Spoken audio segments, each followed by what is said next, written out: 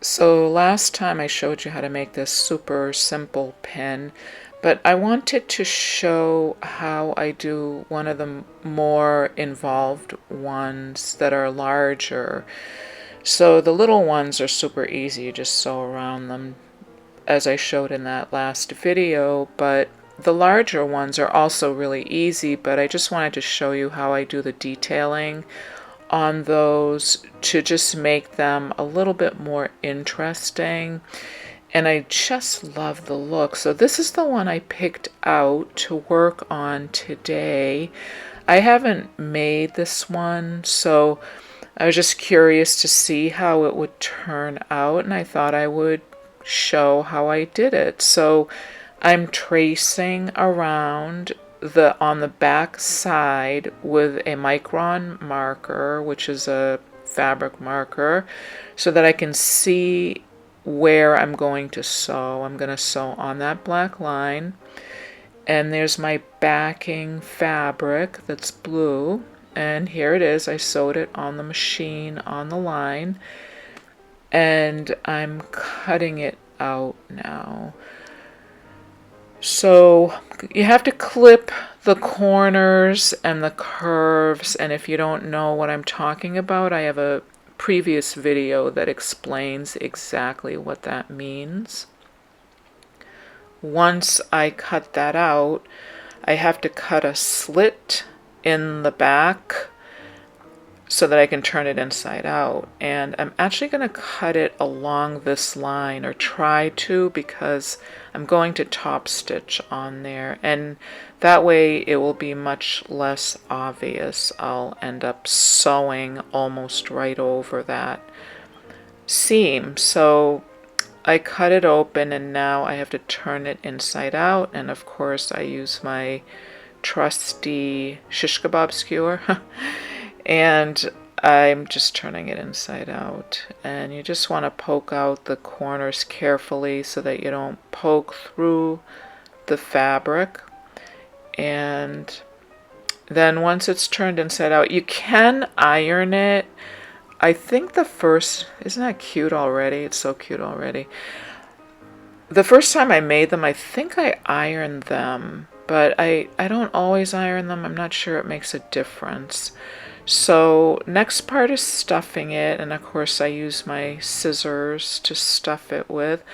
And you want to stuff it not too full, but you just want to make sure you get all the little corners so that it's shaped nicely.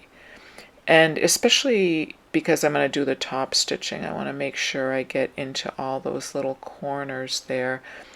And I love trying to decide where I'm going to do the top stitching. It's just kind of fun it's like drawing with your sewing machine in a way. So that little corner needs a little bit more stuffing in there. And that's all set now. So cute already. So now you could just leave it just like that. And you have to sew up the back.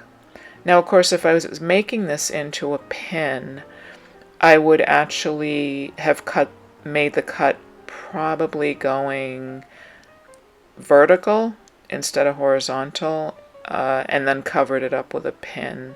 And I would have done it closer to the top of that snow globe. So I'm using what I call the slip stitch. Not sure what other people call it. That's what I call it, to close that up. And I try to do a neat job because that will be visible slightly. So I'm cutting the thread, and there it is. And I'm going to sew on that line there. And then down at the bottom, I'm going to sew along that line, but I'm going to hop over the holly because I don't want to sew over that holly because I like it so much. So that's what I'm planning to do. And then the top of the candy cane. Now here's my best tip ever of all time. So I do a lot of sewing, and my foot used to get so tired from pressing the pedal. So guess what I do? Now this is my best tip ever. I actually put the pedal in between my legs on the chair, in between my knees, and I press it with my knees. That's how I use the pedal. I don't use it on the floor. My leg just gets too tired because I'm at the sewing machine for sometimes a few hours. So here's the candy cane. I'm going around the candy cane, and at the last minute I decided that I wanted to go all the way around the candy cane. I just thought it would look really cute. So it's a little hard doing it, and I did get off of the line a little bit, but do you know when you finish it, it really doesn't show because it's kind of like all puffy, so you can't really tell the irregularities or mistakes that you make. So there's the top stitching. Looks really great. Do you see what I mean? It just adds a little extra interest. Now I am going to put some glitter on this. And there's the seam. It's pretty much hidden. I didn't sew right over it, but you can't really see it. So I'm using my Art Glitter Polar Bear color. This is the glitter glue for fabric that dries clear. And I paint it on with a brush, and I have this piece of paper that's folded into quarters, which helps to get the glitter back into the jar. So I'm going to paint the glitter around the edge of the snow globe, and then I'm going to put the glitter on there, and this is exactly how I do it. Now, in hindsight, I decided that what I probably would have done on the next one, what I would do, I wouldn't put the glue all the way up to the snowman. After, of course, you always get this idea after you finish doing it the way you don't want to do it. But I would just put the glitter around the very edge of the snow globe and then not up to the snowman. That's what I would do on the next one. But it came out looking great anyway. So I wanted to add some glitter for a little extra interest. And of course, as you know, my motto is you can never have too much glitter. So I'm putting a little on the mountains as well, and I'm gonna put that on, shake it off, and then I'll show you how I put the glitter back into the jar.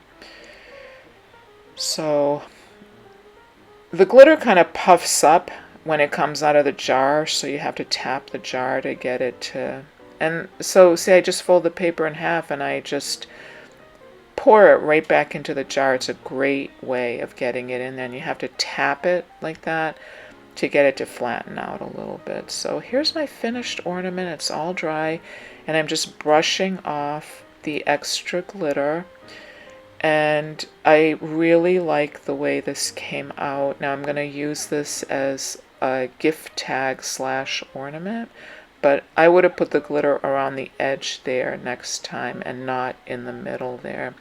But it looks just fine the way it is. So I have to attach a string, and here's my string. Of course, you can use ribbon if you want to. Not sure how you would attach that. You probably could sew it on with a sewing machine actually at the very top. And then I'm just going to tie this, and I think this is a really nice project, so I hope you'll try it. You can do the simple one or the more involved one, and that's how you do it. Thank you for watching.